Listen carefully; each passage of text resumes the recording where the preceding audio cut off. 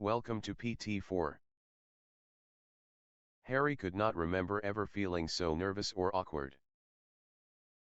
Not even when he was awaiting his turn to face a dragon in his 4th year. He and Susan sat with each other on the second level of the night bus as it sped towards London for the start of their date. Harry kept glancing at Zach and Hermione, who seemed to be really enjoying the ride. They were holding hands and laughing with each wild turn. Harry couldn't remember Hermione looking or sounding so happy in all the years he'd known her. It was as if being with Zach relaxed her somehow.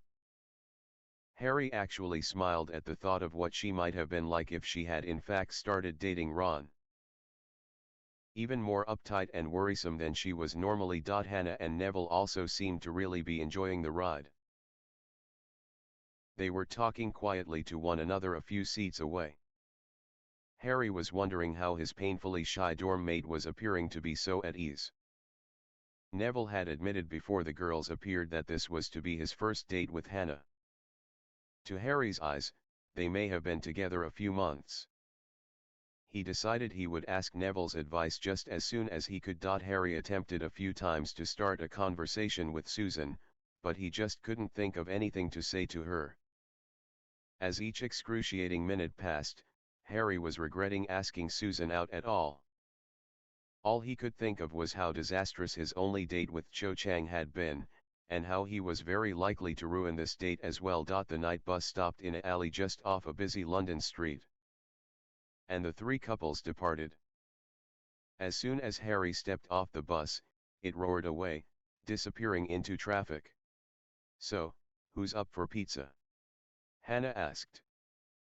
All the boys nodded, and Hannah smiled to Susan, whom she'd planned the date with. They had known it was a near impossibility for any teenager to resist the sultry allure of pizza. "This way." The blonde beckoned them all. Hannah, with Neville at her side, led the other couples to a pizzeria that she and Susan had gone to with Susan's aunt before. Harry recognized it as they passed through the front door, and his mood lightened. It was the very same one Amelia had taken him to before. "Why don't you boys go play a few games while we order? And we'll join you in a minute," Hannah said. The three boys headed into the darkened room where several video games sat, waiting to be played. "Wow," Neville said as he took in the cabinets. "You ever played a video game, Neville?" Zach asked. "No. Though I heard about them from Dean and Seamus," Neville said. "Try this one. It's pretty easy, and a classic," Zach said, handing a few coins to Neville. "How do you know about video games?" Harry asked. "Aren't you a pure blood?" "Yeah." Zach nodded. "So is Susan, but you must know how much her aunt adores the Muggle world." "My father's the same. So is my mother. My dad's nuts about the cinema. He takes us to movies all the time. I got sent to Muggle primary school before Hogwarts because my parents wanted me to have a well-rounded education. There aren't a lot of pure-blood families like that, though. Most pure-bloods are not unlike the Malfoys." Neville stepped up to the Ms. Pac-Man game as Zach and Harry spoke and watched the demo for a few minutes before putting his coin in and attempting his first video game. Both Harry and Zach stood on either side of Neville, watching the boys' progress. Neville seemed to really enjoy the challenge, though he did quite poorly in his first attempt. "Can I have another go?" Neville asked, and Zach happily handed a few more coins to the Gryffindor. "So, Harry," Zach said as Neville moved Ms. Pac-Man through the maze, "how'd you and Susan get together?" "It's really complicated," Harry said simply. Zach smiled. "It usually is. It's just that, I'd never heard her say anything about liking you before. Actually, out of all the Hufflepuff girls in Out Year, only Sally Ann seems to think you are the standard by which all boys should be measured. No offense." Harry waved it off and Zach continued. "It's just that until I showed up today, I had no idea that Susan may have fancied you. You looked really nervous with her. Neville said. Eyes locked on the game. Like you weren't sure if you even wanted to be here today. Like I said. It's complicated. Harry said. I don't mean to pry, Harry. And I understand that it's your business, but she's my friend, and I know that if I ever hurt Hermione, you'd be one of the first to come at me. Well, you and Weasley. So you got to know I feel the same about Susan. She's got a heart of gold, and she deserves the best. Zack said evenly. Why didn't you ever ask her out?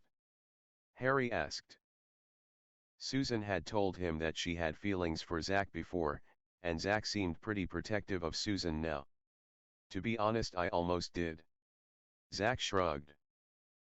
I don't want to say too much because it's really none of your business, but there was a moment we had late last year that made me consider it for a while, but Hermione. I don't know. Maybe it was because she's so in control, or seems to be so in control all of the time. She just unlike any other girl I've ever known, and even though I was a complete Burke at the start of the day, she took time to talk to me. It's actually because of her I had to take a long hard look at myself.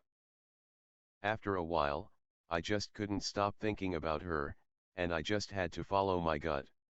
Harry nodded. I felt the same with Hannah. Neville said when he lost his third game. Zack stepped up to take a turn.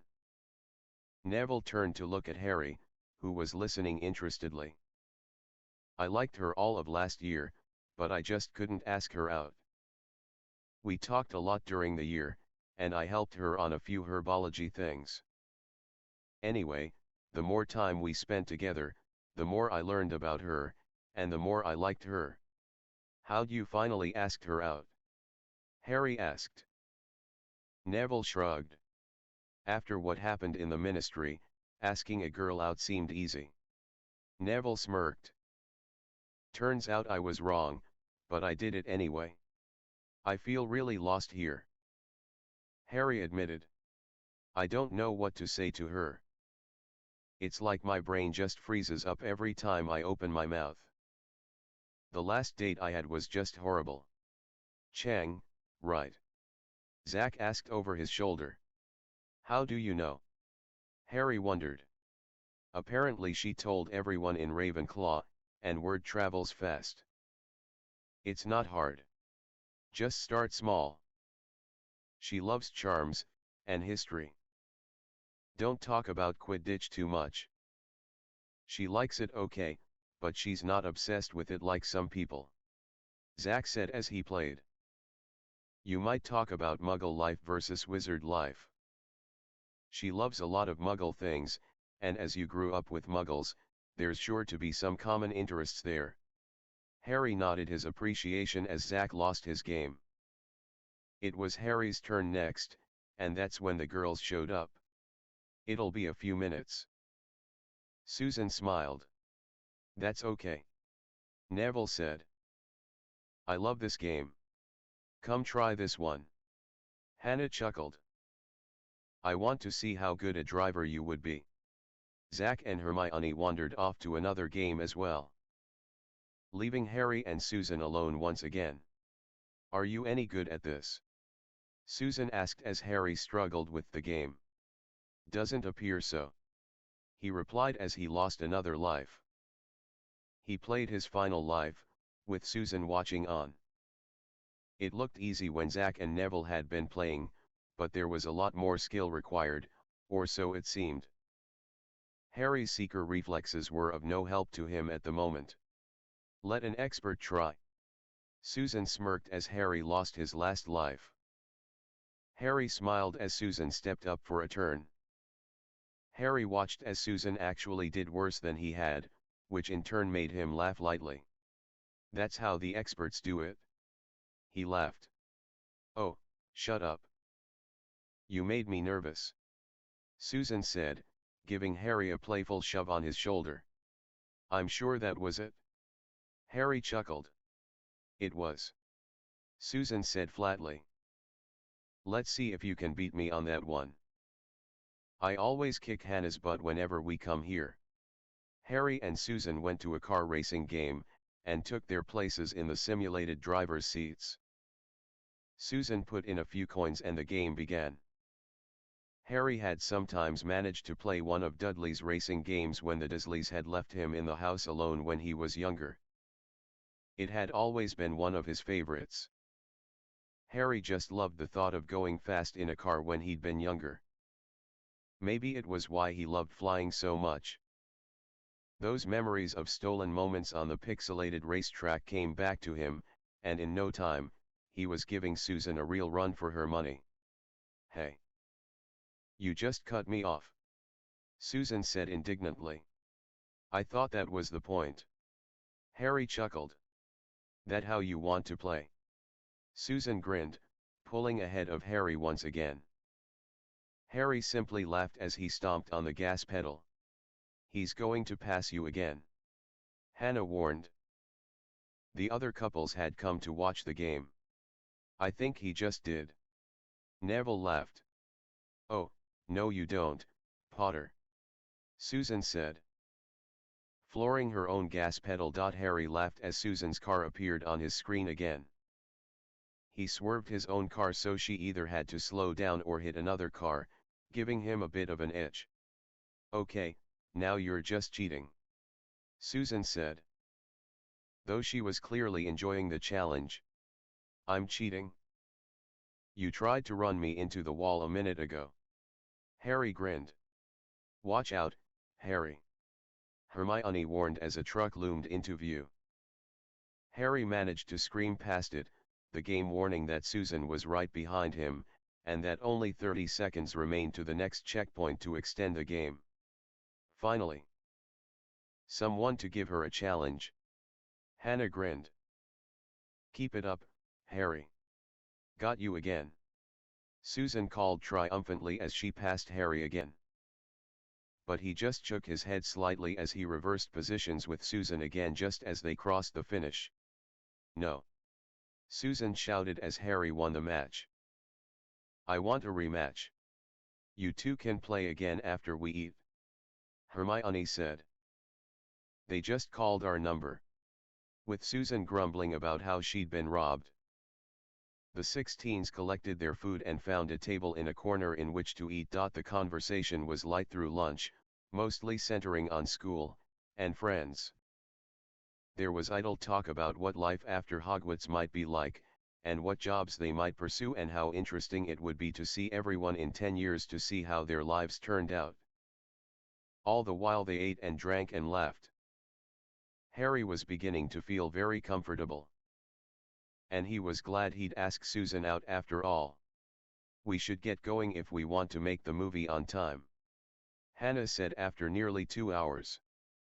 "But I want to kick Harry's butt on the game," Susan said, looking upset. "Then I suggest the two of you come back here sometime together. And you teach him what it means to cross a redhead." Hannah smirked, taking Neville's hand and getting up. "I kind of want to see that rematch." Zach smirked. "I kind of think Harry will be doing the butt kicking. He only got lucky." "That's all," Susan said as she and Harry got up. Harry simply smiled, and Susan gave him a scowl that didn't reach her eyes, and made Harry smirk. The group headed to a movie theater that was just a few blocks away. Neville, who was the only one of the group who'd never been to Muggle London before, was enamored by the sights, sounds and smells of the city. Harry was equally thrilled, as he'd rarely been allowed to accompany the Dursleys on any of their trips into London. They arrived at the theater and purchased tickets for their movie. As they approached the concession stand, Harry caught sight of 3 very familiar figures, and moved to hide behind Susan, who became very curious and confused by his actions. "What's going on?" she asked. Harry just shook his head, but before Susan could ask any more, there came a high-pitched shriek of a voice. "You!" Harry winced at the sound of the voice, and everyone in the lobby turned to look at what was unfolding. "I told you, Vernon." I told you I had a bad feeling in the car. Petunia Disley said, looking as if she was sniffing something very foul. Are you following us, boy? Hoping that we'll let you come back to us? I told you and those other freaks that you were to never bother us again. Vernon roared. Someone call the authorities. I'll have you locked up for life, boy. You won't be bothering anyone ever again if I have my way. Hermione had seen the Dursleys picking Harry up at King's Cross Station before. And as Harry had explained everything to her the last time they had visited, she also had heard enough about Harry's life with these people to know that at the very least they were unpleasant. She had always suspected things were a lot worse than Harry made them out to be, but she could never get him to open up about it all. Not that it mattered right then. All she knew was these people were ruining her good time with her boyfriend and her friends. Excuse me, she said, stepping in front of the Dursleys. But we haven't been following you at all. We don't even know you. If you call the authorities and try to make trouble, I will make sure that my father calls our lawyer, and sues you for everything you have. And being as my father is a very well-known and respected man in the medical field, I have no doubts that we'd win our lawsuit. So, perhaps it would be best if you went and enjoyed your show, and allow us to do the same. Vernon looked ready to spit fire at being spoken to in such a way, by a teenage girl no less. Harry noticed Dudley looking at Hermione rather hungrily. Seeing his piggy little eyes wandering over his best friend as if she were a large slab of chocolate made him want to punch his cousin directly in the head. Is there a problem? The theater manager asked as he approached the two groups. Yes, these people are trying to stir up trouble. Probably so they can get free tickets or something. Susan said quickly. We were just trying to see a movie when they started harassing us. Hannah added. All right, you lot. I'm going to ask you to leave before I call the police. The manager said. Vernon turned on the man, clearly about to start protesting, but Petunia, who had suddenly noticed how people were watching them, tugged on her husband's arm and began leading him out of the theater. Let's go, Vernon. There are better theaters than this one anyway. Harry and the other teens watched his relatives leave the theater with everyone watching them. The manager left as soon as the Dursleys were outside, and everyone went back to their own conversations. So, that was your aunt and uncle, I take it? Susan asked. Harry nodded slowly, and Susan could tell he was extremely embarrassed. Interesting. Susan remarked, looking towards the door that the Dursleys had left through. What is? Harry asked. I find it intriguing that you could have lived with them for so long and not have taken on any of their qualities. You're nowhere near their size, and your demeanor is much more pleasant. Most of the time. Susan smirked. Most of the time. Harry queried. You do tend to brood a bit. And it's rather unattractive. Susan pointed out. I do not brood. Harry tried to defend himself. Oh, you're a brooder, Hermione said. Having heard Susan and Harry. Everyone says so. Neville added. Hey, whose side are you two on? Harry asked his Gryffindor housemates. You can't deny the truth, Harry. You brood. Hermione shrugged, before turning to the girl at the counter and ordering a cherry soda. Harry, I don't even know you that well, and I know you brood. Zach said with a shrug. At first I thought it was cool, but then I heard girls talking about it, and how they hated it. Is that why you were all quiet and sullen during third year? Hannah asked with a laugh. Zach nodded sheepishly and Susan and Hannah laughed out loud. Hey. I thought it might help get girls to notice me. Zach shrugged. We all thought you had a stick up your butt. Hannah sniggered. I still don't think I brood. Harry said sulkily. Just keep telling yourself that. Hermione smiled. Maybe it will come true. Oh, shut up. Harry grimaced. The movie was rather boring to Harry, whose mind was busy with other things, particularly Susan. Things had been going well with her that day, even despite the incident with his relatives.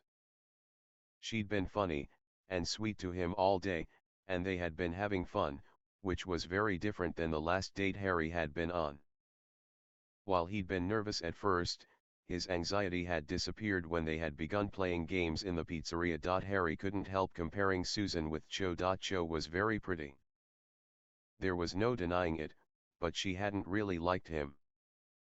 In the end, all she had really wanted was to know what had happened with Cedric Diggory. Harry couldn't really blame her for it. She and Cedric had been dating when Cedric was killed. But it had still been rather heartbreaking when he'd finally understood that Cho hadn't really liked him the way he'd liked her. Susan was very pretty as well. She was smart and funny, and at the moment, appeared to like Harry for himself. Harry knew it was a leap to assume that Susan liked him, but she was at least tolerable of him. Harry wasn't exactly sure how he felt about his betrothed at this point. But he did know that he didn't hate her.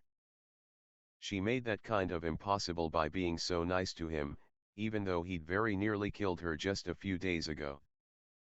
He shuddered when he remembered that day, but pushed it aside quickly. He didn't want to start brooding. After all, Susan held up the popcorn, offering some to Harry, who took a handful, smiling his thanks. Susan gave him a soft smile, and it sent shivers up Harry's spine. He noted that had been happening a lot lately, and wondered if it was part of being attracted to someone. He couldn't remember feeling anything like that when Cho had smiled at him. Harry wondered why this sort of thing had to be so complicated. The one thing Harry was sure of was that he wanted to be Susan's friend. Somehow it felt that having it that at the very least would go a long way to making being married easier. He wondered to himself what their life would be like after they were married, but he just couldn't imagine anything. Perhaps it was too soon to think of that. Harry decided that Susan deserved more attention from him, and that he was going to make a greater effort to spend time with her and figure things out between them. Maybe it was his saving people thing, or maybe it was that he really wanted something to happen between them. Of that, Harry wasn't sure. But he did know that Susan had been right when she had told him that he needed to try and live his life. Otherwise, what was the point in fighting for it? Susan was just as lost in thought as Harry was. Their date had been going much better than she had thought it would. She was sure that Neville and Hermione being there had helped. During lunch he'd talked more than he had in the nearly 2 weeks he'd been living with her. He'd been funny and insightful and just fun to be around. Susan was still livid that Harry's relatives had made such a scene. Harry hid behind his walls almost immediately, and Susan was sure he wasn't enjoying the movie at all. She'd glanced at him a few times, and his eyes were unfocused and his face was blank. She was beginning to feel like she and Harry were going in circles. Every time she managed to get through his defenses, something happened and he was back behind his walls, and she was stuck trying to figure out how to get through his armor. She knew that it had only been 2 weeks since everything had happened, but by this time, they should have had some kind of relationship. Yet, they were still just, she didn't even know what they were. Susan was beginning to seriously consider some of the suggestions Hannah had been making. Yes, they all had to do with some sort of physical enticement, and all of them had to do with her being naked, or very nearly so. But Harry was supposed to be an average teenage male, and Susan was sure that he would be a bit more receptive if she were to present herself with little to no clothing. And then she had an idea. Perhaps Hannah wasn't too far off the mark. Of course, Hermione had warned that you needed to take things a little slower with Harry, but maybe a bit of physical contact was just what Harry needed. Maybe he needed to see, and possibly feel what he was going to be getting, and that would help him to trust her a bit. Boys were after all physical beings by nature.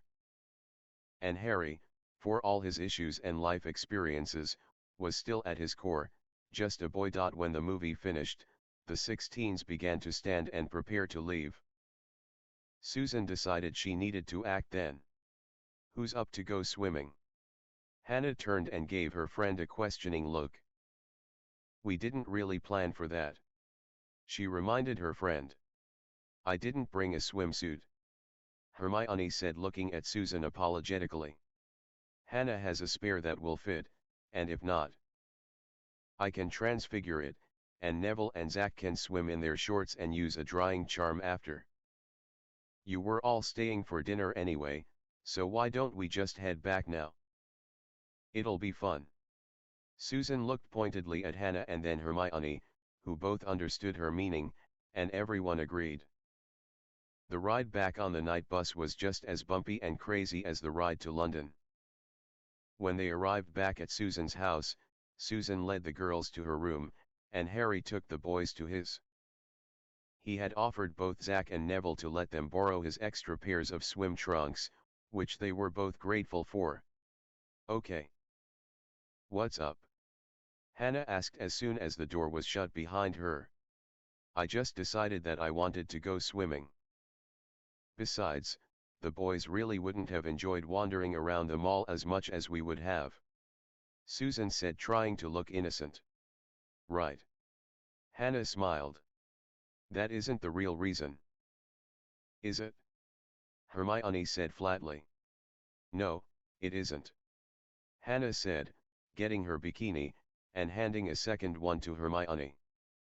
"She's going to give Harry a show." "I am not," Susan said, but her blush gave her away. "Oh, Susan, this isn't the way to get to Harry. You'll make him really uncomfortable, and he'll close up tighter than before." "I told you, you can't push him," Hermione said, shaking her head. "Maybe," Susan said as she slipped on her swimsuit. "Maybe he will close himself off again, and I'll be right back where I started when I first found out he and I were going to be married.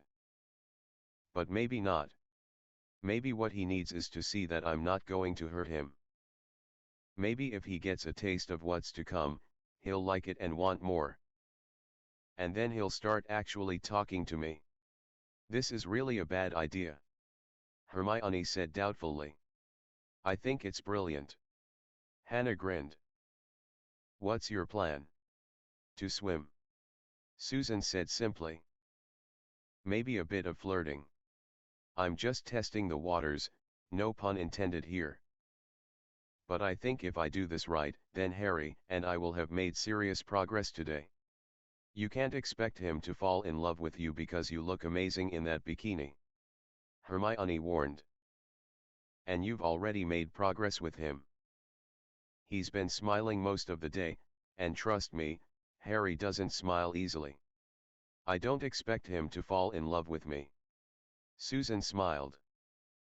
"And thank you for the compliment. All I want is for Harry to understand that there is more to life than training for war."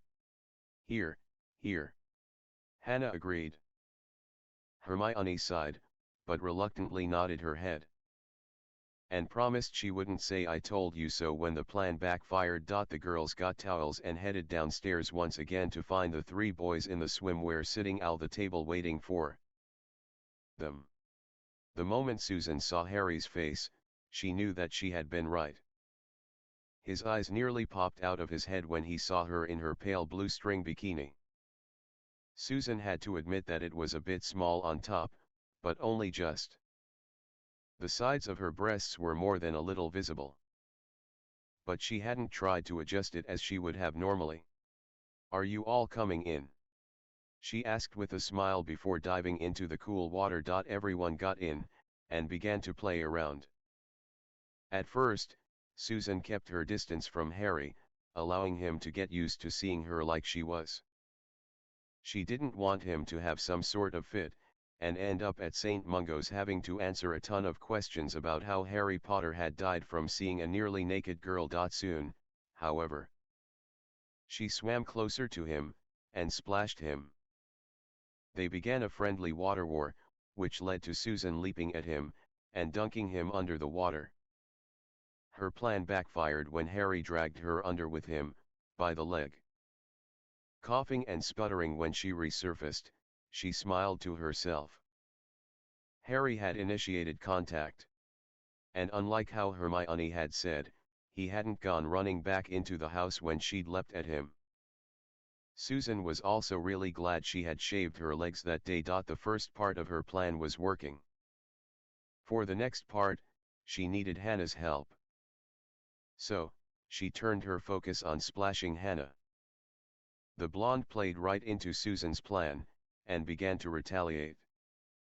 The threats became increasingly more devious, until Hannah made a bold promise to tear Susan's top off right in front of everyone. Susan immediately took shelter behind Harry, and pressed her breasts into his back, and wrapping her arms around his waist. "Harry will protect me and my dignity," Susan declared. "Oh. I think Harry might be willing to help me." Hannah smirked. Harry didn't respond, but Susan knew from Hannah's look, that Harry must have been considering it. Susan turned to Hermione, who actually looked impressed. Susan felt truly vindicated now.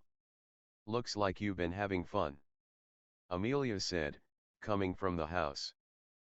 Everyone turned and greeted the head of the Department of Magical Law Enforcement. "Harry, your training for tomorrow was cancelled, so I'm afraid you'll have to stay home." "That's all right," Harry said. "I'm sure I'll find something to occupy myself." Susan noted that he looked at her when he spoke, and she felt a chill run up her spine. Susan saw Hannah give her a thumbs up, and she splashed her friend. "Oh, don't you start that again," Hannah snarled, leaping at her best friend. "Harry, help," Susan pleaded. "Stay out of it." "Harry," Hannah snapped. "Susan needs to learn to fight her own battles." "I can't do that." Harry smirked, pulling Hannah away from Susan, and tossing her towards Neville, who was coming towards them. Neville caught his girlfriend, but the both of them went under the water for a moment. "Hermione says I have a saving people thing, and I just can't stand by and let anyone be drowned. Even if she did start it. Besides, I owe her," Harry said, splashing Susan. "Hey. You're supposed to be on my side."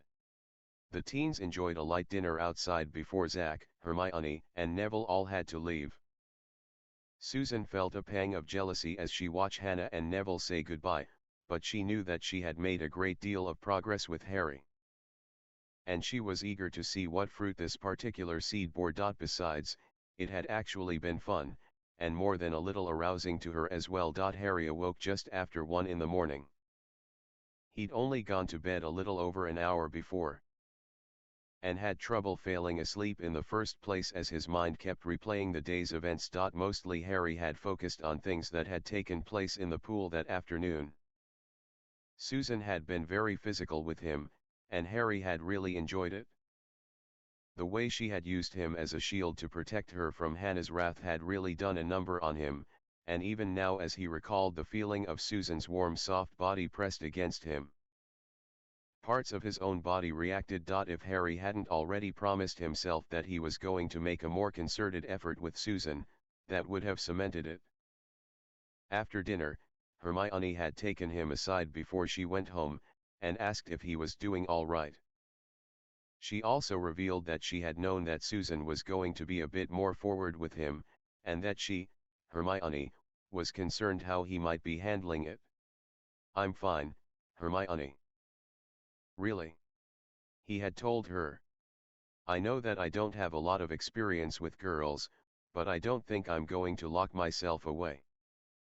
It was unexpected, but... "Look, I'm fine with it, okay," he said, blushing. Hermione nodded, trying not to laugh at him. Harry just shook his head, and all but shoved her out of the door. Harry tried to settle back into his bed when he heard a noise. More specifically, a voice. It was followed by a second voice, and Harry was out of bed the moment he heard it. Harry snatched up his wand, and grabbed pants, watching the door carefully for any signs it was about to be breached. The voice Harry had heard was distinctly male. And as he was the only man in the house, he knew in an instant they were in trouble. Going to his door, he pressed his ear to it, listening hard for any sign of where the intruder or intruders might be. There came a crash from downstairs, and Harry heard Amy the house elf begin to shriek before being silenced. Harry held his wand up as he crept towards the stairs, watching closely for anyone to appear, and ready to take them down. Reaching Susan's door, he wondered if he should knock, or just open the door. What he really wanted to do was go to Amelia's room and wake her. But her bedroom was downstairs. Harry wondered if she was already up, and preparing to fight. The question was answered with a brilliant red flash, and someone screaming, "Don't let her escape! Get the girl!" Someone else roared, and Harry heard footsteps coming up the stairs. Harry lowered his body, preparing to jump if he needed to. The first head appeared, and Harry snapped his wand up and sent his first spell. The piercing hex hit its mark, and the first hooded figure fell into his friends. What the hell was that? He's dead. Look at this. Oh, let him go, and let's get the bitch. Harry fired a few more spells, but the intruders were expecting it now, and fired in return. And then he heard something that both frightened him, and made him supremely angry. It's Potter. The Dark Lord wants him alive. It's Potter. Potter's here. At that precise moment, Susan opened her door. Harry lunged at her, shoving her back into her bedroom, and tumbling to the floor with her. A spell blasted part of the wall where Harry had been just a moment before. Harry rolled over and shut the door with his foot. What's going on? Hannah shouted. Death Eaters. Harry said, getting to his feet. Get your wands, now. Susan rushed to her bedside table and snatched up her wand. Hannah threw her blankets off and had her own wand in her hand as well. Harry heard the Death Eaters on the other side of the door. Is there another way out of here? He asked. Just the window. Susan said. Fear evident in her voice. Amy could get us out. Hannah said, one think Amy's dead. Harry said, going to the window. It was pretty high up, and though Harry was sure they would all survive the leap, he wasn't too sure if they'd be in any condition to run. Just blast it off its hinges. Someone shouted. Get down. Harry said. Shoving both girls behind Susan's bed as the door erupted in splinters. We've got you cold, Potter. One of the Death Eaters shouted. Give it up. Harry's wand moved like lightning and the first Death Eater was thrown into his friend by the same bludgeoning hex that had nearly killed Susan only a few days before. The three teens heard the two Death Eaters crash into the wall, one of them howling in pain. Harry rushed to the door and stunned both of them before they could get up. My aunt! Susan shouted with fear. We've got to help her. Harry tried to stop Susan, but she slipped past him and was already out the door. Harry sprinted after her, racing down the stairs. There were a number of Death Eaters waiting for them. All of them turned to look at the three teens who skidded to a halt in the hallway where Amelia's bedroom was. It's Potter. One of them said in a cruel feminine voice. Don't kill him. A man said. Mistake number one. Harry shouted. As he sent his new favorite spell at the closest Death Eater, who shrieked as the piercing hex hit them in the neck. Susan and Hannah both fired any spells they could think of at their attackers, though it was clear that their fear was making things difficult. Susan managed to trip one Death Eater, but she did more damage to furniture and the walls than any of the Death Eaters. Hannah wasn't much better off. Harry began backing the two girls back up the stairs, hoping to force the Death Eaters into a choke point where he might be able to thin out their numbers. Harry heard Amelia shouting, and felt a rush of relief that for the moment, she was still alive. He could hear her swearing loudly as she fought, and he felt the house shake a couple of times. She must have been putting up one hell of a fight. Harry and the girls were back upstairs, firing spells at anyone who tried to come up after them. How did they get in here? Susan wondered aloud. Aunties got wards all over this place. Why didn't they warn us we were under attack? We can answer that later. Hannah said, firing a cutting hex. We need to get your aunt and get out of here now. No one come up the stairs for a bit, and Harry couldn't hear Amelia anymore. His heart raced in his chest as he thought of what that might mean. Do you smell that? Susan asked suddenly. The three teens took a moment to sniff the air smoke. Hannah asked. They've set fire to the house. Susan said, a look of panic on her face. Of course. Harry said, shaking his head in disgust. They probably decided it would be easier to deal with us by forcing us out of the house. I'm betting they've got the house surrounded now. Just waiting for us to come out. Does that mean that they left Amelia? Hannah asked. They looked at each other for a few moments before Harry told them both to stay there. Why do you get to go? Susan asked, but Harry just gave her a meaningful look before creeping to the stairs, wand held at the ready. He could smell the smoke heavy in the air now, and he was beginning to feel the warmth of fire. However, he didn't see a single body. The Death Eaters had collected their wounded and dead, and left. Harry slowly descended the stairs, his heart pounding and his wand ready for even the hint of an attack. But none came. Slowly he moved towards Amelia's bedroom. He peered inside and saw that the fire had been set there, and it was growing fast. Instinct took over as he saw Amelia lying on the floor, flames rising off of her.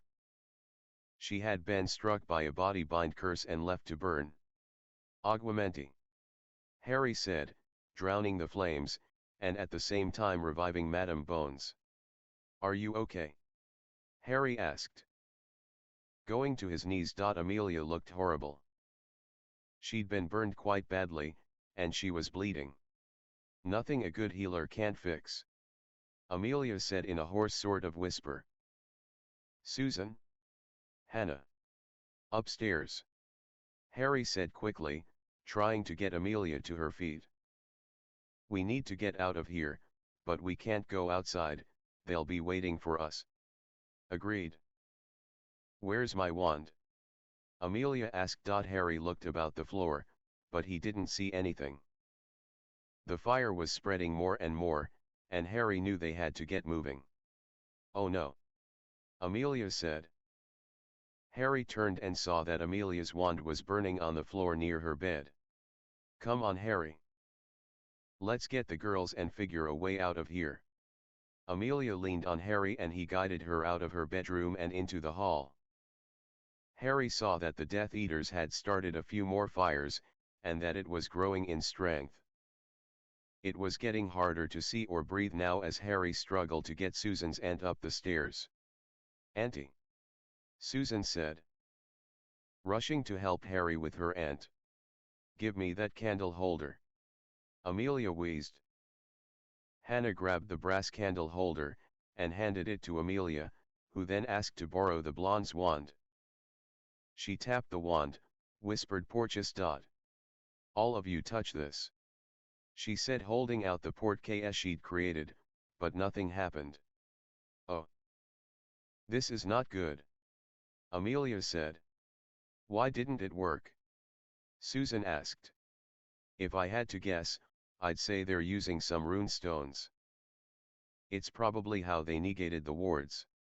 Amelia wheezed, as she slumped a bit. Harry tried to help her to stand, but Amelia was clearly in a lot of pain, and weakening. If only Amy hadn't been killed. Susan said.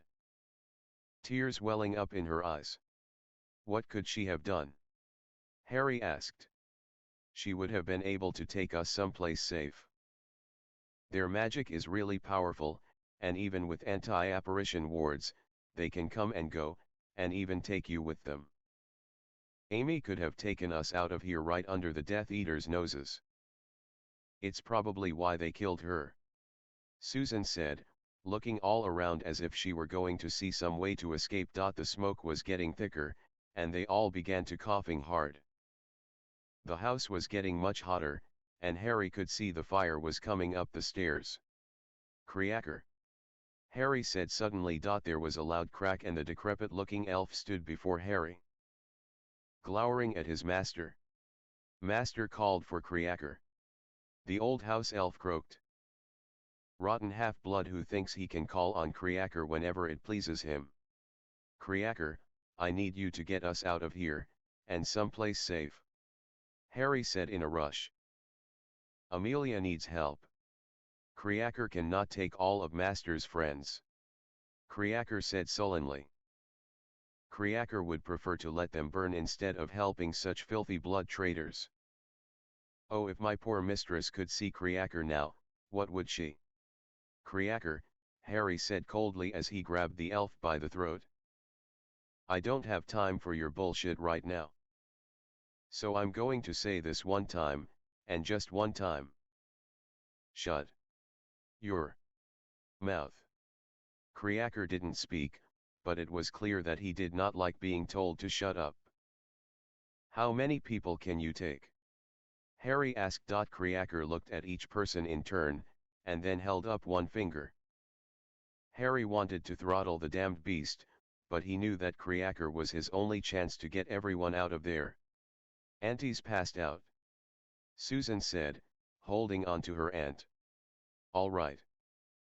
Creaker, take Amelia to St Mungo's, and then come straight back here. Got it? Creaker nodded, though he was glaring at Harry as he did so. He reached his long brittle-looking fingers out and clasped Amelia's wrist.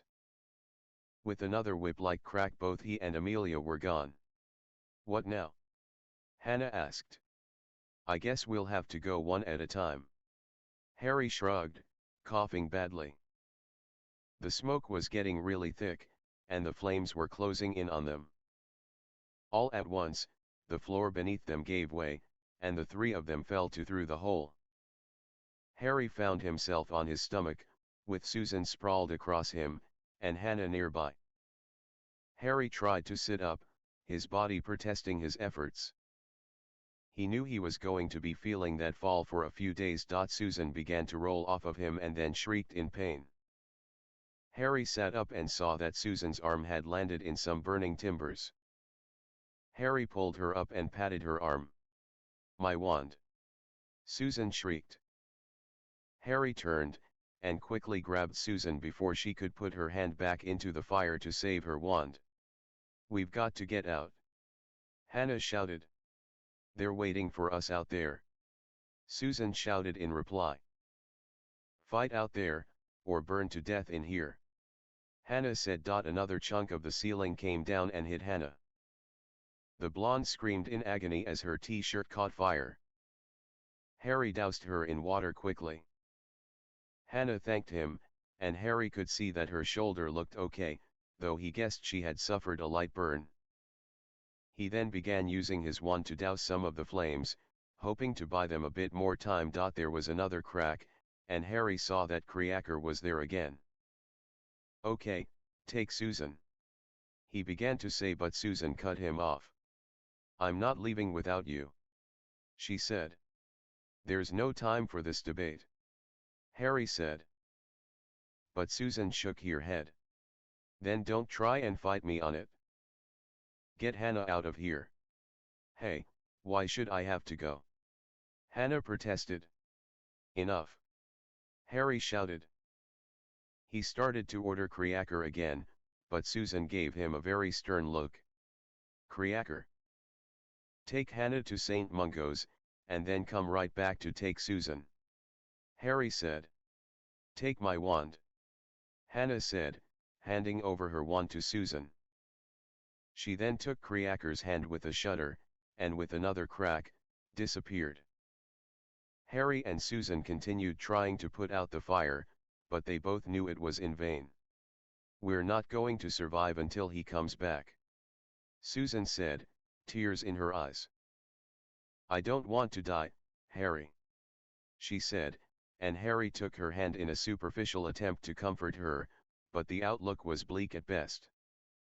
The house was coming down around them, and if they tried to get out, the Death Eaters would take them with barely a fight. "If I only had another house." Dobby. Harry wanted to smack himself. There was another crack, and Dobby the house elf appeared. In a second the elf's face went from joyous to panic. "Dobby, can you get Susan out of here?" Harry asked quickly. "Why only Miss?" Dobby asked. Dobby can be taking both Harry Potter and his miss. "Dobby, you are the greatest." "We need to go to St Mungo's now," Harry said. Dobby didn't hesitate, but took both Harry and Susan by the wrist. It wasn't an uncomfortable feeling. Almost like floating, but it happened so fast, Harry couldn't even appreciate it. They landed roughly in the waiting room of St Mungo's hospital, where several healers came to help them. Susan kept asking about her aunt, but no one could answer her questions. Harry was separated from Susan as she was taken to be checked over and her wounds tended to. In moments, Harry found himself in a small room with two healers who were seeing to his wounds. Harry had completely oblivious to being burned, but apparently when they'd fallen through the floor, his back had been badly burned. One of the healers was applying a thick paste to his back, while a second was making him drink several potions which was supposed to help him breathe easier. "Care to tell us what happened to all of you?"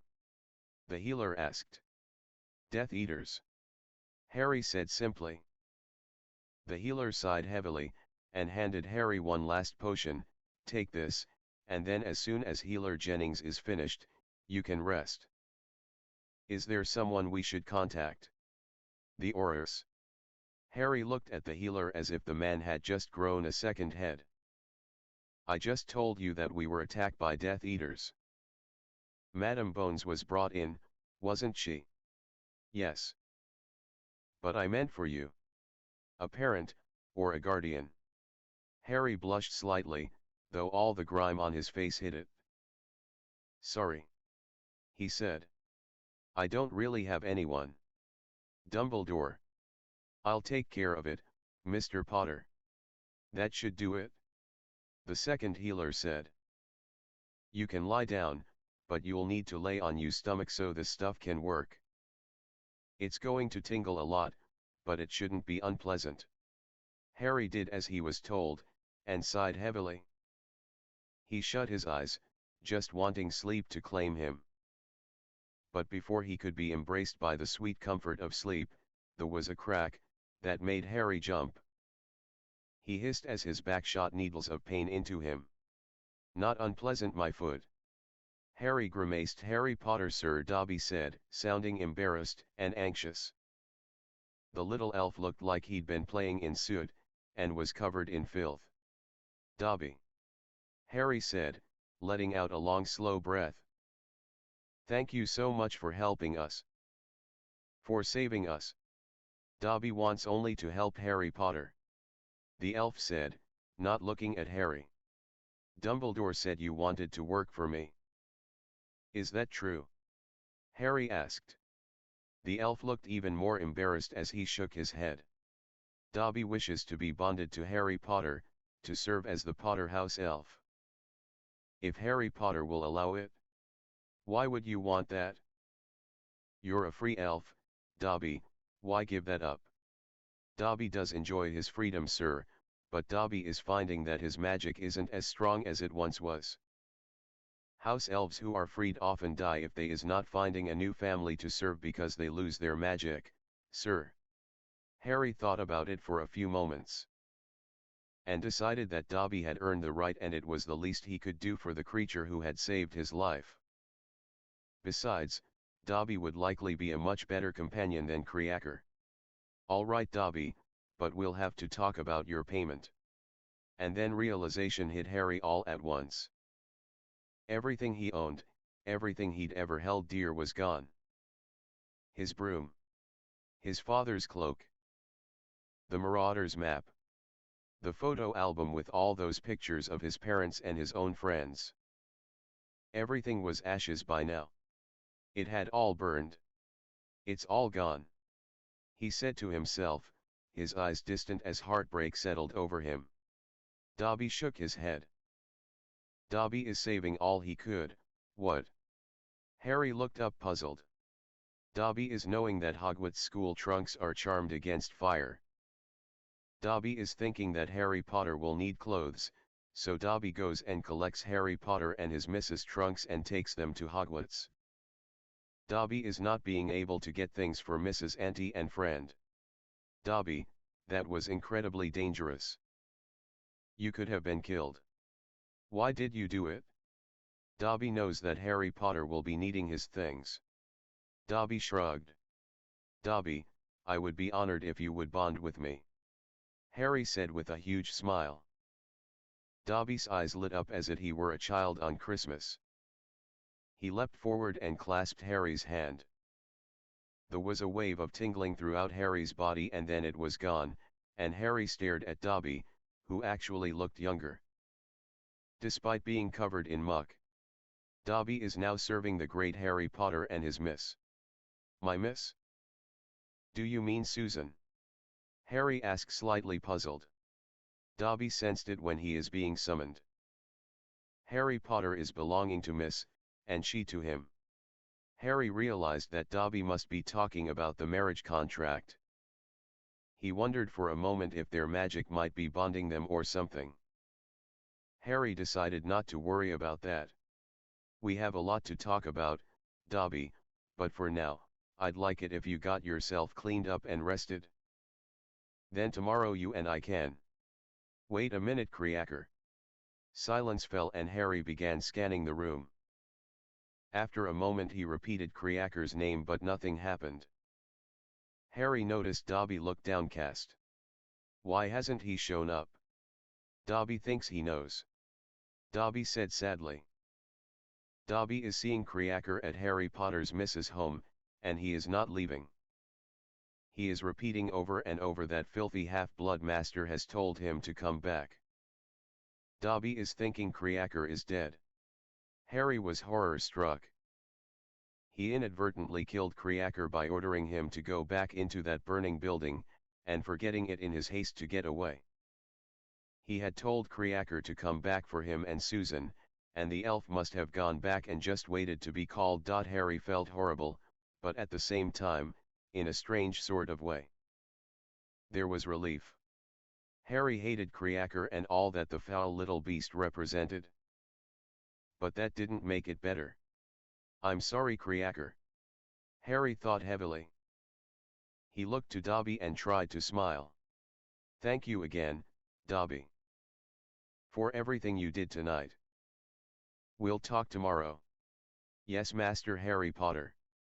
Dobby bowed and then disappeared. Harry wondered how Susan, Hannah, and especially Amelia were doing. He wanted to go find them, but exhaustion was beginning to set in, and before he realized it, he'd fallen asleep. Albus Dumbledore set the leather-bound journal on his desk and breathed a long, slow, tired sigh of relief. All the answers he had been seeking for these past 5 years had been presented to him, thanks to Remus Lupin, Sirius Black, and most especially Regulus Black. The journal that now rested on his desk had once belonged to Regulus, Sirius' younger brother, and a former Death Eater, who had apparently become disenchanted with his master, or more precisely, his master's lies and his crimes against magic itself. After reading the entirety of the journal, Dumbledore could now understand how some might have been lured to serve Voldemort. Regulus' journal had read like that of a young girl who had a very strong crush. Regulus fawned over Voldemort and the promises that had been made. He spoke of returning the wizarding world to its former glory, and his place in the new world. But then it all changed. Regulus had discovered Lord Voldemort's secrets, and had been so enraged at being used and manipulated like some puppet. He had then sought to undo the Dark Lord's work, and according to his journal, had very nearly succeeded. Lupin, who had been going through some of Sirius things at number 12 Grimmauld Place and had stumbled upon the journal, which Sirius must have been reading. If the accompanying scraps of parchment were any indication, Sirius had been taking copious notes on his younger brother's journal, in which was documented Death Eater hideouts, names, and old plans, some of which Sirius felt may be revitalized in the future. Sirius had clearly not made it to the end, or the notes would have been very different, or the journal might have been brought to Dumbledore's attention sooner. Dumbledore had long suspected the lengths that Voldemort might have gone to in order to secure immortality, but seeing all of his suspicions confirmed was truly horrifying. How Voldemort had even learned of such magic, Dumbledore could not even contemplate. But he had done so, and used his knowledge to make several Horcruxes, or soul anchors, to bind him to this plane of existence. Regulus, having learned of this, made it his single mission to find them all and destroy them. Dumbledore couldn't help himself and picked up the journal and flipped towards the back to the point where the change in Regulus' loyalty was about to change. The Dark Lord asked me for assistance. He needed a house elf, and I was happy to oblige him. I sent Creaker to help him. After I summoned my faithful servant home, I feared he might die. He looked awful, and he had lost much of his sanity. He kept muttering about a cave and horrible hands reaching up to take him. Just what did my master do to him? Flipping a few pages, Dumbledore stopped and began to scan the page. I noticed tonight that the locket my master wears is missing. I tried to remember when I'd last seen him wear it. It has been some time. In fact, I am sure I last saw him wearing it right before he asked to use Creaker for a special task. Not finding what he was looking for, Dumbledore flipped ahead. He summoned us all tonight and tasked us with seeking for any sign of James and Lily Potter. He is determined to find and kill their unborn child. I admit my confusion as to why he would be so fearful of a child. Severus also appeared to be rather nervous tonight. I did not understand, especially as he sat at our Lord's side. Surely such an honor could not make one so nervous, could it? He knows that my brother is close with the Potters, and he has tasked me to seek out my brother, and bring Sirius before him. Why I questioned the purpose, I was punished. I am very puzzled. I have never seen my master so fearful. Dumbledore shook his head as he reread the passage. Flipping a few more pages ahead, he found the first passage he was interested in reading again. The passage that revealed Regulus' epiphany. It's all been a lie. He's using us for his own gains. We've been his puppets. His sheep for slaughter. And we've all been blinded by his words and our own fear of his power. Tonight I learned his secrets, and I was horrified. What's worse, is that he is now obsessed with killing the little boy. He fears this child will destroy him, though I have no idea why. Has he not secured his immortality as he has boasted to us so often? I must find a way to stop him. I must repent for all of my sins by doing what I can to destroy him before it's too late. Dumbledore turned the page and scanned down the page. There are at least 5 he has created. I am sure he means to make one final abomination, but I believe he is waiting until he kills Albus Dumbledore, as the headmaster is his greatest rival. Then he will have 6, and with what remains of his soul in his own body, there will be 7 in all. But what is the cost of such abomination? Is he so fearful of his own demise that he is willing to offend magic itself? Dumbledore wondered the very same question as he flipped a few more pages. I feel I'll never be able to tell Sirius how much I envied him for standing up to mother and father. He's living the life he wants to live while I'm skulking in shadows and pretending to serve my lord faithfully. Sirius is probably in bed with 2 or 3 gorgeous women as I write this now. We were so close as children, and now I would give anything to be as we once were again. Dumbledore flipped a few more pages again. It wasn't easy to find. The bushes and vines were so overgrown that it was nearly impossible to locate. It was only by luck that I noticed a small sort of turn of the original road. The house itself was falling in on itself, but I could feel the magic radiating off of it. Darker than anything I've ever felt, save for being in his presence. I dare not enter myself. I could not, or he would have known, and it isn't yet time for him to know. I summoned Creaker, and my faithful little house elf came. I asked him to search the house and bring me everything. There wasn't much at all. A rusted cauldron, some broken dishes, and some books that were barely holding together. Creaker said that was everything, but I asked him to check again, and this time, look for any hidden compartments in the walls and floor. I was sure it had to be there. I wasn't wrong. After an hour, Creaker returned with a ring with a fine-cut black stone, and the paviral coat of arms. I couldn't believe it. Here in my hand was a part of his soul. Now I merely had to find a way to destroy it. At that moment, the mark burned on my arm. I was afraid I had been discovered, so I ordered Creaker to take it to my room and hide it in my special place. The Dark Lord hadn't discovered my intrusion. He was summoning us to boast about something that I didn't care for. I have never been more grateful for Severus' instruction in occlumency as I was then. I kept my face stoic and blank, as I did my mind. When we were dismissed, I came right home. Creaker had done as I asked, and there, in my special hiding spot, lay the ring. One down. Dumbledore sat back again, imagining the ring Regulus spoke of. Dumbledore had once seen a picture of that ring. It was often rumored that the paviral line was descended from Merlin himself, though that claim could not be proven. The pavirals were a very powerful family, though, before they died out. All that remained of that once great family was the last heir of the Potters. Young Harry. Dumbledore turned a few more pages and upon finding the passage, began to read again. It was too easy. Rudolphus was easy to control. His mind isn't like his wife's, my dear cousin Bellatrix. It would have been impossible to put her under the imperious curse.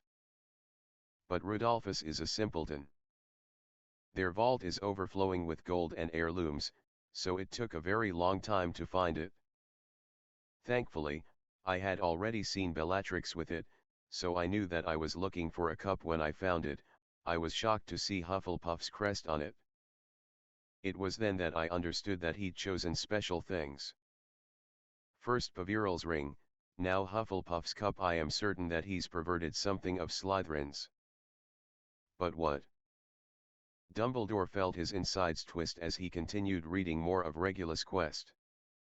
I am now convinced that another of his abominations is inside Hogwarts, though I have no idea where, or even how to get inside to look. I am left with only one option, and that is to go directly to Dumbledore. It will have to wait for now.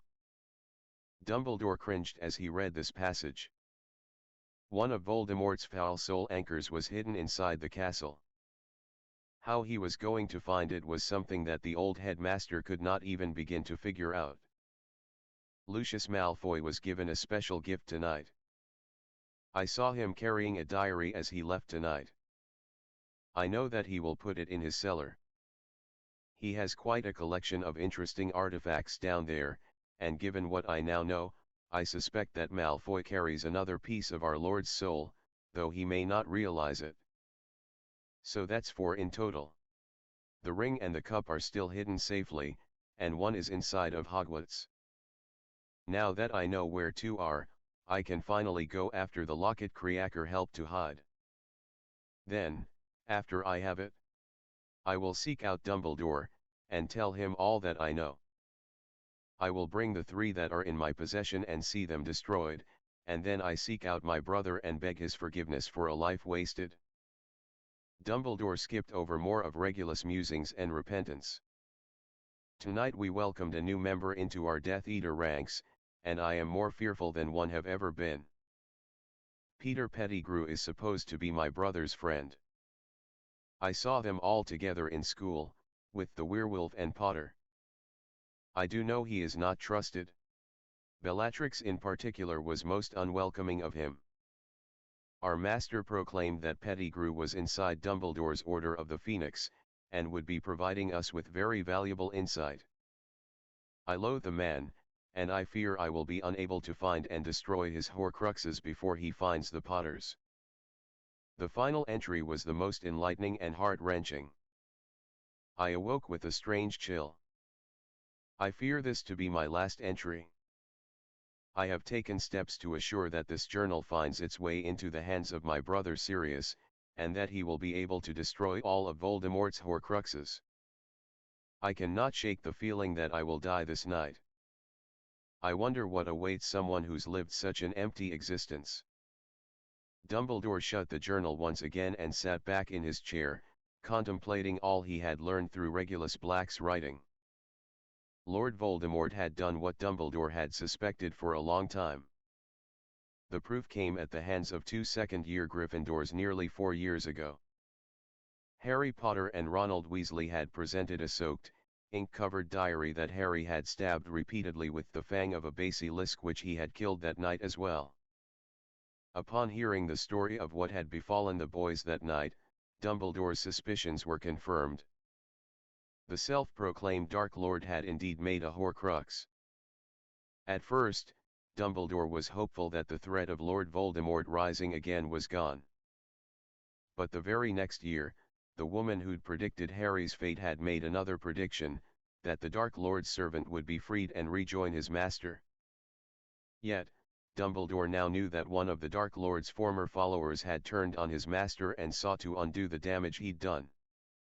He had sought and recovered at least 2 of the perversions of magic.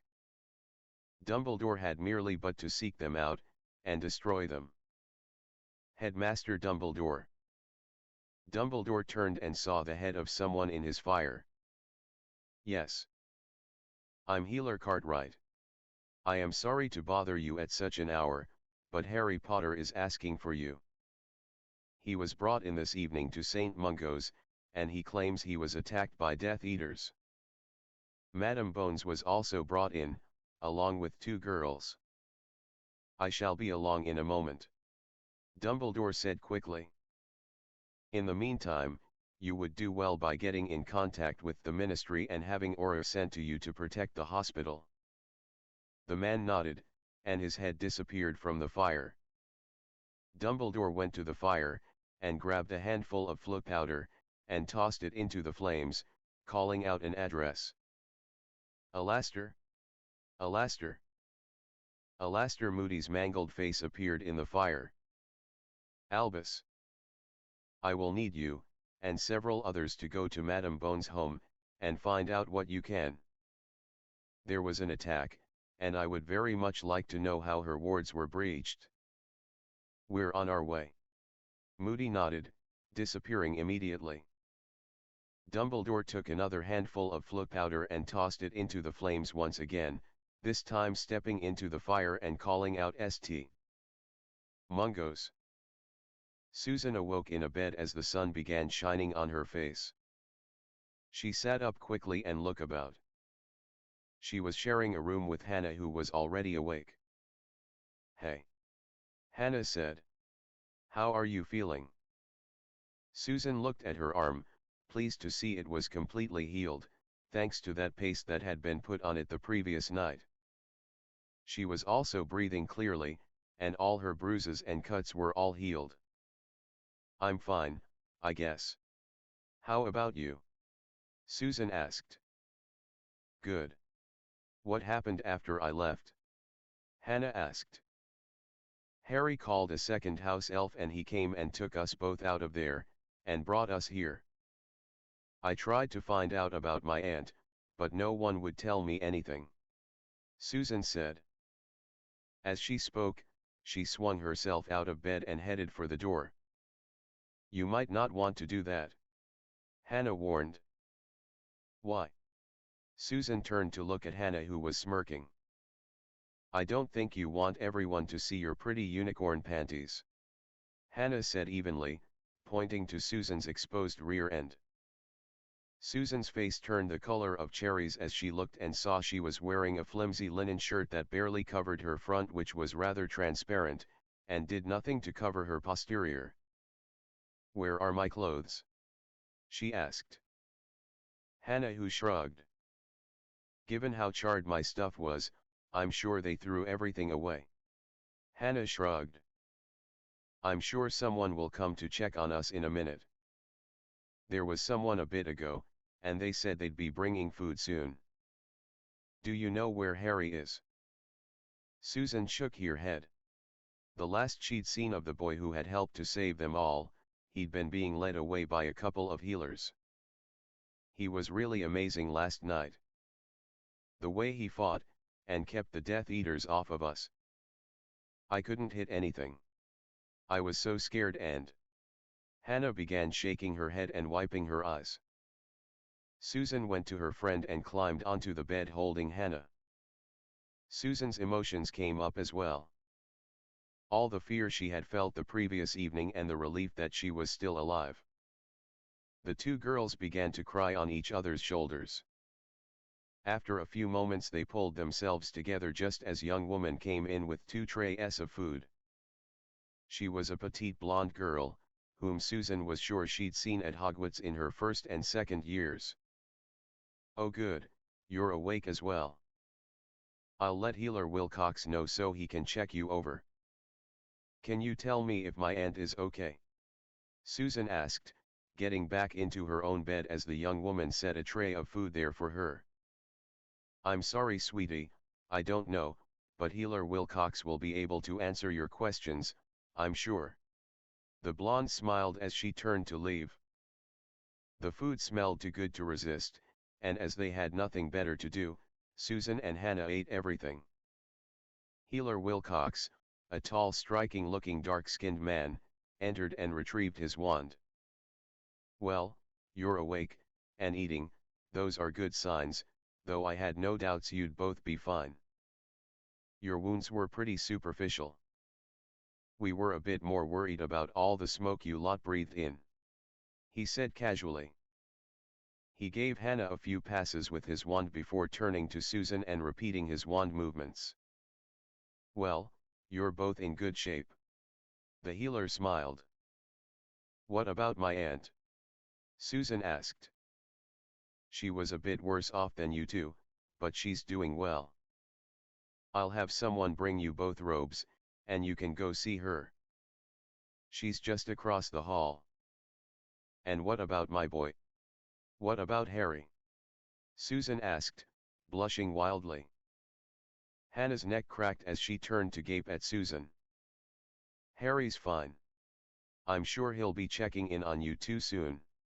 The healer smiled as he left. Were you about to call Harry your boyfriend? Hannah asked, smiling wickedly. Shut up. Susan said quickly. It was a slip. It doesn't mean anything, all right. Sure. Whatever you say. The door opened again, and 3 people entered. The first was the little blonde woman who'd brought them breakfast, who was now carrying white linen robes for both girls as well as simple slippers for their feet. The other 2 were Hannah's mother and father, who rushed to their daughter's bedside and embraced her tightly. We're so glad you're all right, Mrs. Abbott said, tears streaming down her face.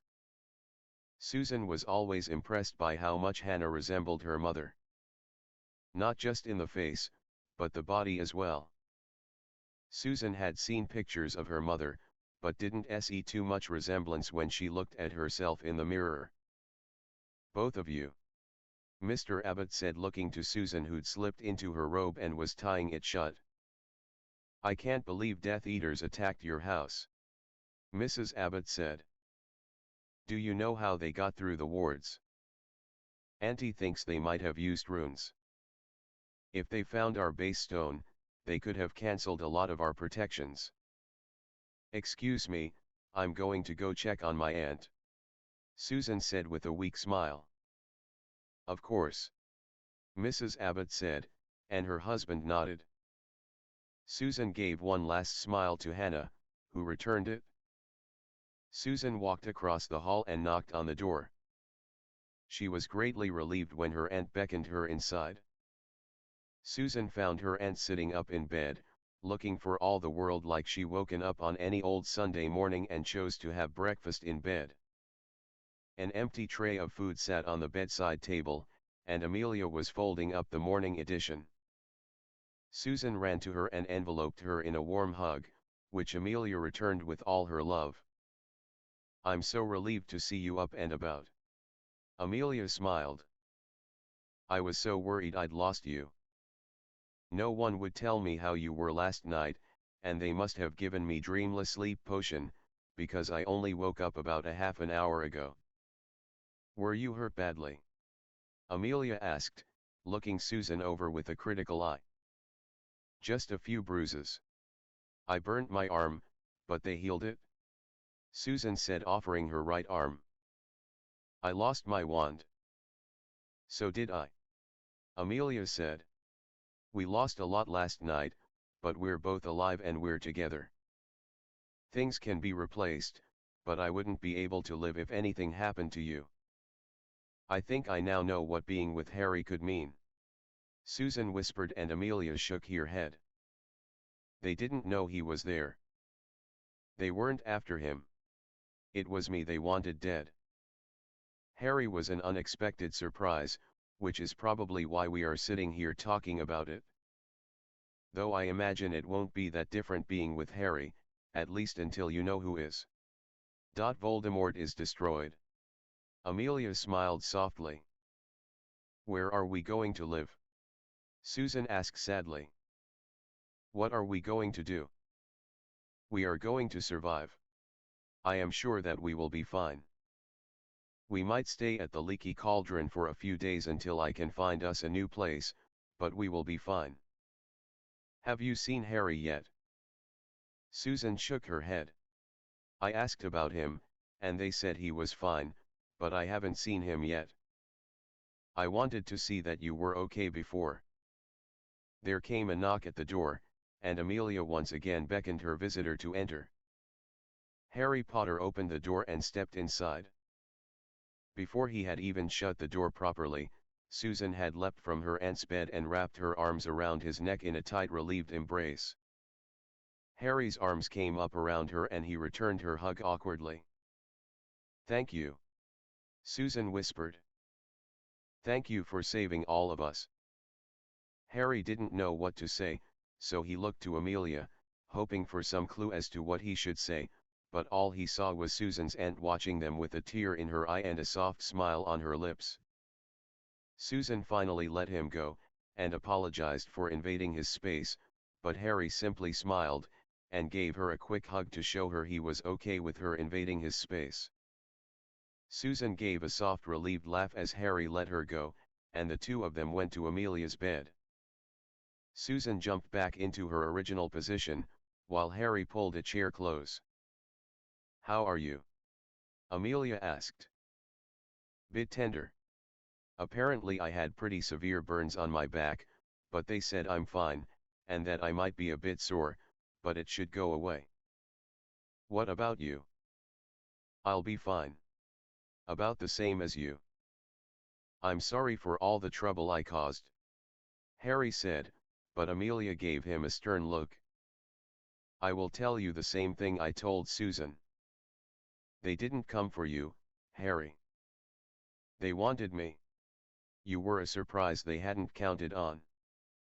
I spoke to Alastair Moody this morning, and my suspicions were correct. They found our base stone.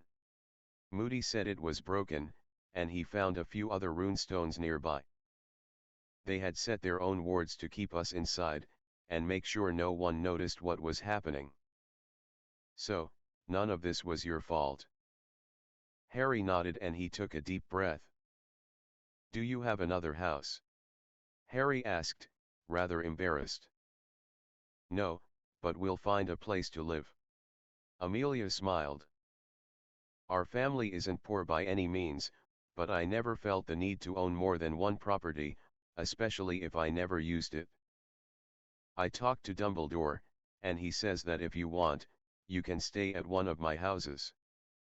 Apparently, I have a few. I don't know what kind of condition they're in or anything, but Dumbledore said he would help place protections on them, and stuff. Thank you, Harry. Amelia smiled. You said Dumbledore came to see you. Yeah. He said he'd be stopping in to see you after he spoke with some people. Harry shrugged.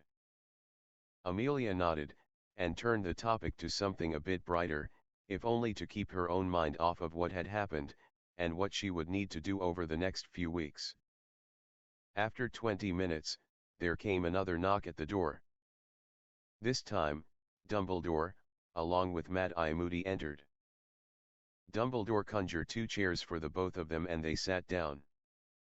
The Death Eaters found and broke the base stone around your property.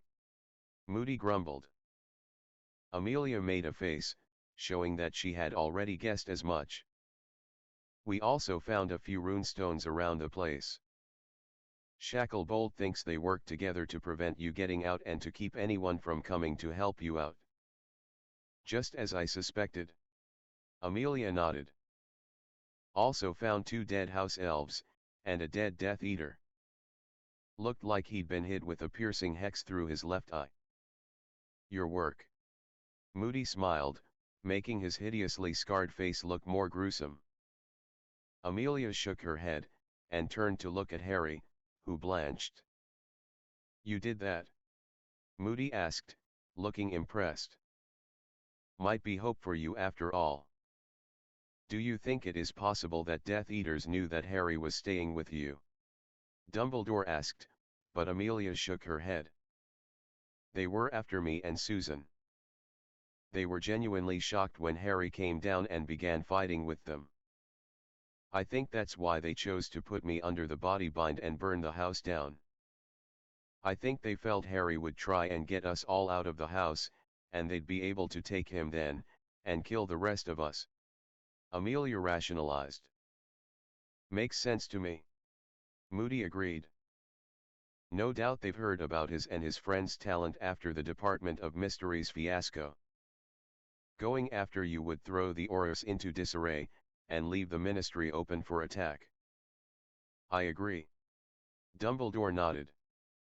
Well, I for one am glad they failed. Amelia smiled at Harry, who blushed again. Harry saw Susan also smiling at him, which only made him blush harder. We should discuss your arrangements. As I understand it, you shall all be allowed to leave this afternoon. I am sure Harry has informed you that he is in possession of several suitable houses where you can live for the remainder of the summer holiday. For tonight, I suggest Grimmauld Place in London. I need to visit there myself, and now that it is Harry's house, I should like to recast the Fidelius charm, if you are still willing to allow the Order of the Phoenix to use it. Sure. Harry nodded. It is not the nicest of houses, but it will do until you can inspect your other properties and decide on the best choice. Also, as it is in London, you should be able to pick up the essentials you'll need. Sounds like a good plan. Amelia agreed. Also, Dumbledore, I should like it if you brought me up to speed on everything your order is doing, so that you and I can coordinate our forces, and take the fight to Voldemort. Moody threw his head back and laughed heartily. That's my girl, he said to Amelia. Dumbledore also smirked as he rose from his seat. Very well. I shall return at 2 this afternoon, and escort you to Harry's house. From there, we shall discuss what should happen next. Looking forward to it. Amelia smiled. I'd like to speak to you tonight, Potter. I want to hear about what happened, and see if we can't determine any mistakes you might have made and learn from them. Moody said to Harry, who agreed. Dumbledore and Moody left the Bones women and Harry alone then, and Amelia turned to Susan. Tomorrow, you and I will go to Diagon Alley to replace our wands, and then we'll see about getting you new school robes, and a few other things. Oh, Harry perked up. Actually, Dobby went back and retrieved our school trunks, so you may not have to replace a lot of school things. He did. Susan looked shocked. Yeah, he took it to Hogwarts. He said they were charmed against fire. I didn't know that. I forgot. Susan said, looking pleased. Well, that's good. Amelia smiled as well. But we'll still need to get wands, and you're going to need new school robes anyway. Harry, you're going to need things as well, I imagine. Harry nodded, and Amelia gave him a wink. So it looks like we'll be going shopping again. Harry just rolled his eyes and Susan smirked. Susan had to say goodbye to Hannah, who was going home with her parents. Susan couldn't really blame the Abbotts for wanting their daughter home after what had happened. They agreed that Susan could come and visit in a few weeks, and Susan promised she'd write to her best friend. They gathered in Amelia's room, where their robes were transfigured into something more appropriate for traveling outside. Harry now had jeans and a light sweatshirt, and Susan wore something similar. Dumbledore arrived along with Moody, and Kingsley Shacklebolt and Tonks. Dumbledore took Amelia by side along apparition. Kingsley escorted Susan, while Tonks wrapped an arm around Harry, bumping his hip with hers and giving him a sly wink, making him chuckle. Quite the looker there, Harry. Never really figured you for a boob man though. Tonks smirked as Harry's face went crimson. Before he could reply, Harry felt as if he were being forcibly squeezed through a long garden hose. It was one of the most uncomfortable sensations Harry had ever felt in his life. When it was over, Harry found himself outside of number 12 Grimmauld Place, the one place on Earth he didn't really want to step foot in again. Why couldn't we apparate inside? Susan asked. Harry turned to find the redhead standing nearby with Kingsley. There are anti-apparition wards in place, Dumbledore said calmly. But we should get inside at once. We can talk more freely inside. They all entered the darkened house, with Moody stumping in last and shutting the door. Moody took Harry by the shoulder and began guiding him towards the sitting room, and beckoning for Susan to join them. The three of them sat down, Susan and Harry on the dusty sofa, and Moody taking a chair. All right, I want to hear about what you two did. Start at the beginning, from the moment you knew you were being attacked until you wound up at St Mungo's. Spare no detail, no matter how small. It took almost an hour to tell Moody all that had happened. From when Harry had awakened and heard the voices of men coming from downstairs until Dobby took them both out of the burning house. Moody listened carefully, asking the occasional question to clarify details, but mostly just listening. When the teens finished, Moody sat back, a pleased smile on his face. Potter, why didn't you summon the lady's wand out of the fire, or use the Aguamenti spell? I didn't think about it, Harry said, rather embarrassed. That's the first thing I'm going to point out then. It sounds like you do a lot of reacting, and you need to think. It's hard to do when you're in the middle of a situation where you could lose your life, I understand that. But you need to try. It might make all the difference, Moody said flatly. Now for you, Missy. Moody turned to Susan. I understand that you now have special permission to use magic. It's time you started using it. It's my understanding that Potter here has been practicing defense this summer. I want you to practice with him. Work together and against each other. Learn how the other thinks so you can work together without having to communicate, Do you understand? Susan nodded. And Moody seemed satisfied. If you'd like Potter, I will be happy to come by a few times this summer and help to train you. Really? Harry perked up. After what I witnessed in the Department of Mysteries, and from all I've heard about you from Tonks, I think you've got the makings of a great orator. Plus with that tosser hell-bent on skinning you alive. I can use all the help I can get. Harry agreed. But I'm going to give you one piece of advice. Don't forget to take time for yourselves. A life dedicated to war is no life at all. Take it from me. Moody said pointedly, and Harry saw the old orator's normal eye shoot pointedly to Susan and wink at him. Harry and Susan nodded and Moody gave them one last smile before climbing to his feet and hobbling out of the room. See, even Moody thinks you train too much. Susan smirked, and Harry threw her a dirty look which made the redhead chuckle softly. The two teens got up, and Harry led Susan into the dining room where Susan's aunt was sitting with Tonks, Shacklebolt, and a handful of others in the middle of a heated discussion. "Ah, Harry." Dumbledore smiled. "Please excuse me, everyone." Dumbledore came over, and a moment later, Harry found himself in the sitting room with Dumbledore once again. "I would like to cast the Fidelius charm, but I will need you, as you are the owner of this property. Would you like to be secret keeper, or would you like me to carry the burden?" "You can," Harry said quickly. "As soon as we can, I want to get away from this place." Dumbledore nodded. "That is understandable.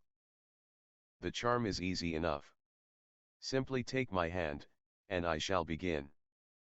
A minute later, Harry could not recall where he was. He was sure he recognized the place, but he just couldn't think of it.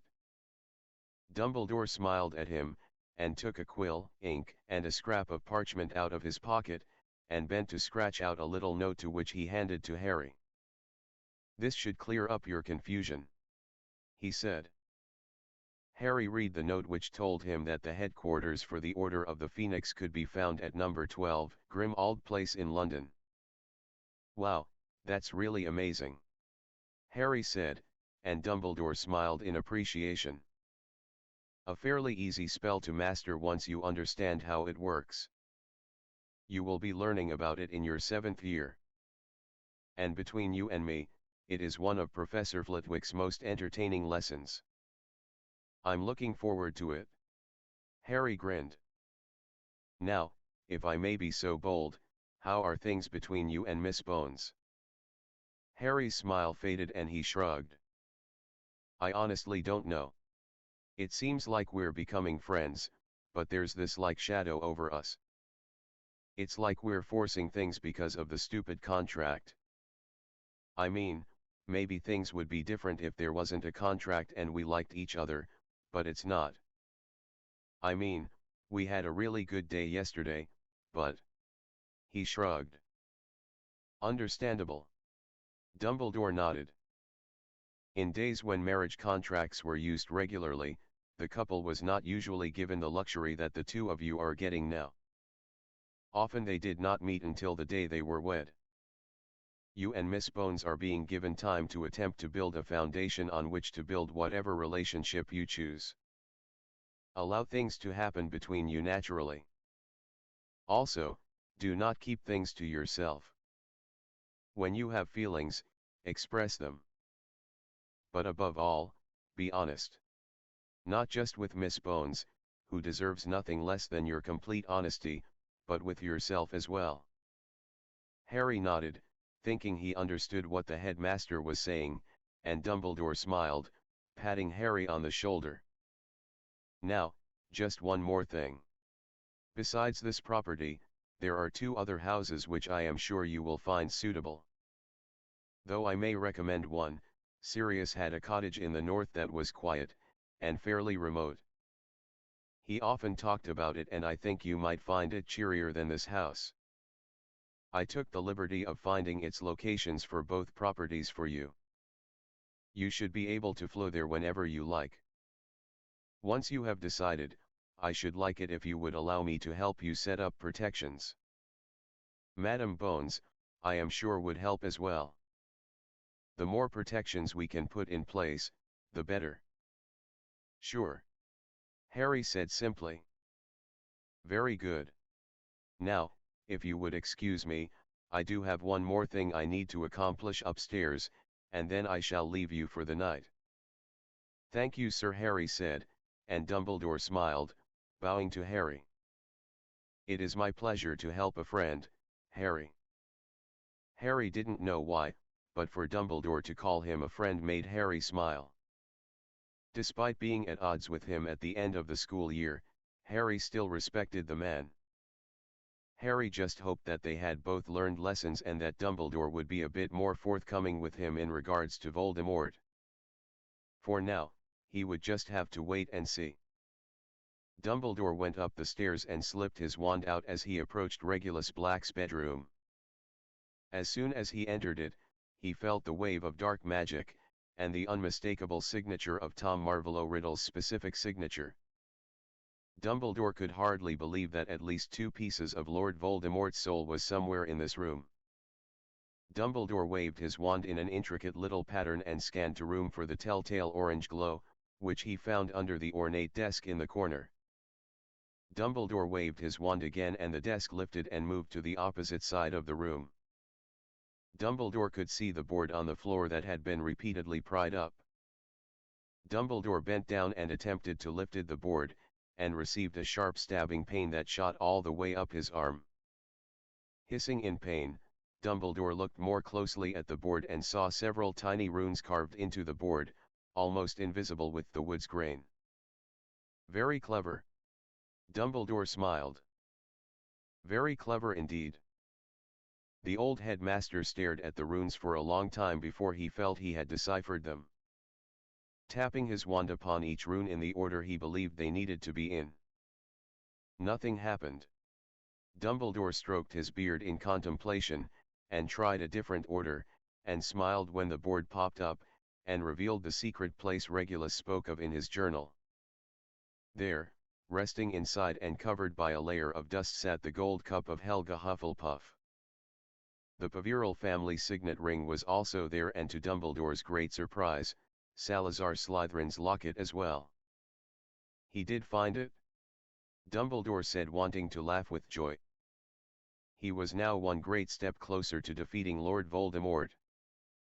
One by one, he lifted each item out of the hole in the floor and placed them in a special bag he'd pulled from his pocket.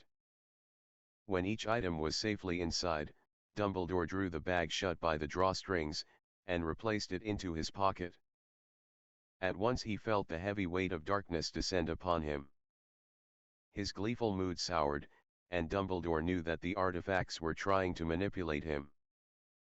Dumbledore knew that the sooner he got these abominations back to Hogwarts and destroyed, the better. Slipping the board back into place, and replacing the desk, Dumbledore left Regulus' bedroom and nearly sprinted down the stairs. A moment later, he was gone. Amelia said goodbye to the Aurors who had accompanied her and Susan and Harry to number 12. She had spent the last 2 hours getting up to speed on all they had learned in regards to her attack, and several other attacks that had taken place at the same time. After the last Auror had left, Amelia turned to Susan, who looked heartsick. Amelia couldn't blame her niece. Until the previous night, the war was just something she heard about. Now she was right in the middle of it. Amelia was very grateful that Susan had come through her first battle with only superficial wounds. Amelia was actually more worried about the emotional scars. "Are you okay? You've been very quiet," she asked Susan, who nodded her head unconvincingly. "You can't fool me," Amelia said, which brought a light smile to Susan's face. "I just keep thinking what could have happened if Harry hadn't been there. If he hadn't acted.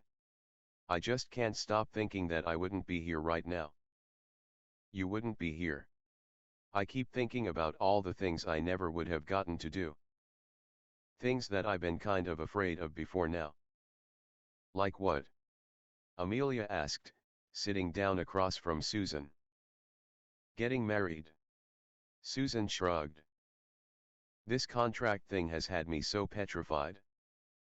I've been trying to figure things out with Harry, but I didn't really want to.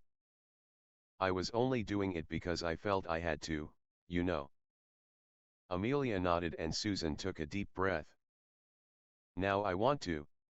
I mean, I still wish I could make my own choice, but there are far worse guys I could have wound up with. And who says I would have made any better choice if I was able to do so? If there was no contract, I could have met some guys who seemed great to start with, but then beat me or something. That's very true. Amelia nodded. But I'm very lucky. Susan said softly. Yes, I have to get married, but the guys I'm going to marry is selfless and brave and gentle and sweet. Not bad on the eyes either. Amelia said. Susan rolled her eyes but laughed as she nodded her head. I still want all the things I wanted before. I want to be romanced and swept off my feet and to fall in love, but why can't I try to have those things with Harry? There's no reason you can't. Amelia agreed. I just don't know how to make those things happen. Susan admitted. Amelia took her niece's hands and smiled. Just spend time together. Allow him to get to know you, and when he drops his guard, you'll learn all you need to about him. Be his friend first. Do all the things you would do for any other friend, and he'll do the same. The rest will come. And when it does, don't run away from it. Embrace it, and let it flourish. And don't keep it to yourself. Tell him how you feel. Susan smiled her thanks and Amelia stood and kissed her niece on the forehead. Now let's find that boy and see about getting something to eat. Please like and subscribe.